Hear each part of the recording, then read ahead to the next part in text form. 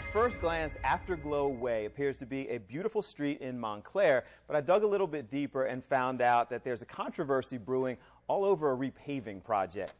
I walked the street with resident Tom O'Byrne. He showed me that the street needs repair. It's sinking, it's cracking, and he says it's dangerous because it gets very slick when it gets wet. So when he found out the municipality was going to repave the street, he owns a paving company, so he offered to do it for free. If you guys still want to pave Afterglow, I'll give you a crew for a day. It's only, and Parkhurst, it's only a day's work. You provide the material, and I'll give you a professional paving crew. After making the offer, then things went sour. Many of the other residents were outraged. They told their council they don't want the bricks removed. Mr. O'Byrne was told, stand down. Montclair would take care of any repairs this summer. So he went forward and spent over $100 grand improving his own property so that when they did repair the street, he would be up to code. When the residents complained, Montclair decided not to immediately go forward with the project. And now I'm way too high out of the ground. So I've got a hazard accessing my property. I've got an eyesore.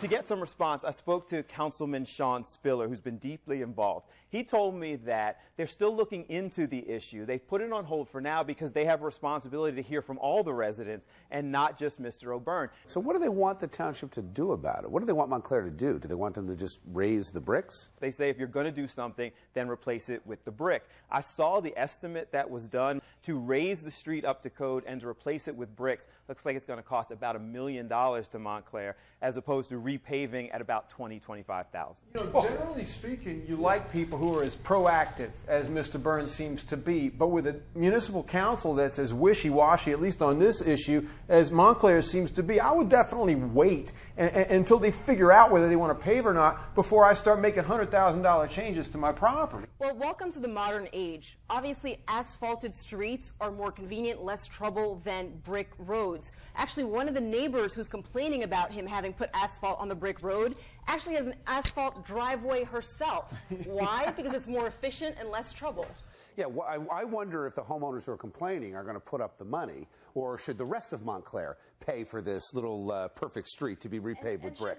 Obviously, this wasn't put in last year. It's something that's been around for a long time, and we do try to preserve our historical sites and roads, yellow brick roads. So we should put a little more effort into saving this and not just quickly paving over it with something that's, you know, ugly and just a quick fix. That's a good sentiment, but if the estimates are right, $1 million versus maybe 20,000, no brainer.